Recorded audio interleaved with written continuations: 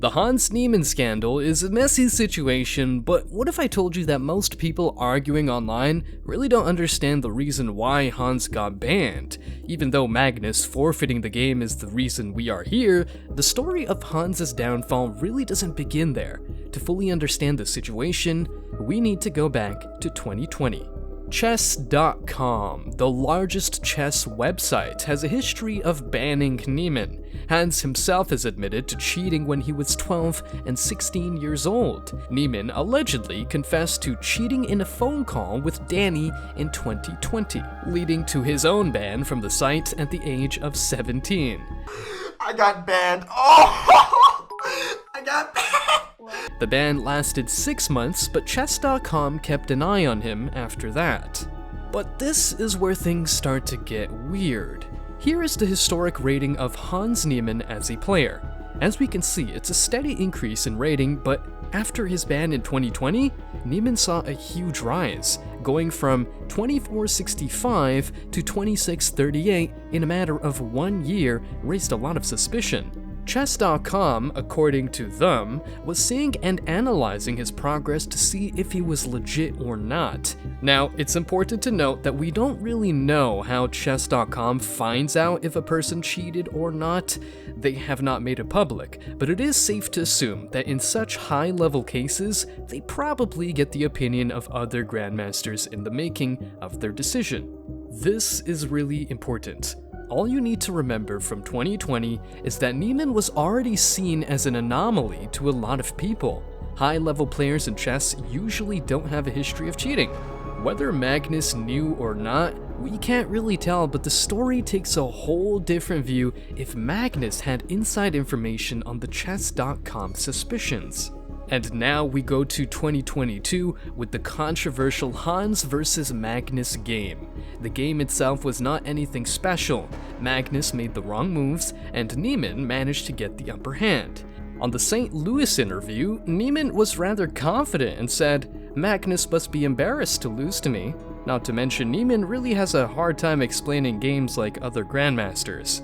To a person that doesn't have any information regarding Niemann's past, these interviews are rather funny, but it becomes something suspicious if you have some insight into his history. A few days later though, Niemann and Magnus would play, and once again, with the same result, Niemann wins. But this time, Magnus forfeited the game after one move. By doing so, Magnus said, "I will not play against this guy," but in chess terms. Magnus had never done something like this, and it is pretty easy to understand what he meant by that forfeit. It was a public accusation of cheating. After a few days, he came out with his statement which said, "His over-the-board progress has been unusual, and throughout our game in Sinkfield Cup, I had the impression that he wasn't tense or even fully concentrating on the game in critical positions, while outplaying me as black in a way I think only a handful of players can do." Basically, Magnus had zero evidence, and that is to be expected because it's over-the-board chess. Unless Niemann was caught in action, there is no concrete evidence to prove that he was cheating.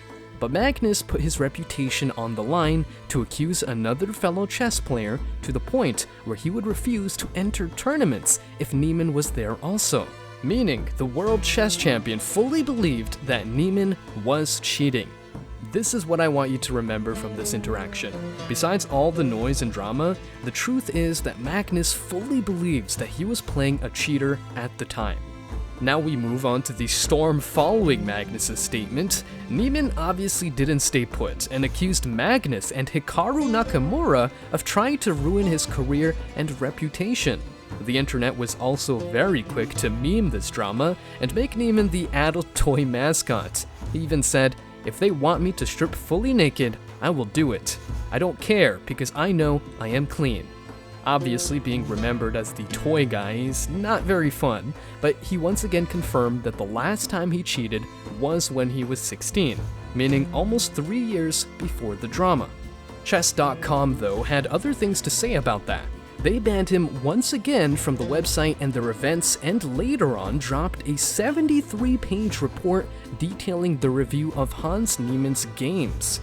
In that report, they concluded that Niemann likely cheated online much more than his public statements suggest. Overall, we have found that Hans has likely cheated in more than 100 online chess games, including several prize money events. To further validate their point, they presented data that compared his rise in rating with other players in which Niemann obviously stood out. In this report, they mentioned that they didn't ban him due to the Magnus drama, but rather a cultivation of internal reports, and that Magnus did not contact Chess.com in anything regarding Niemann.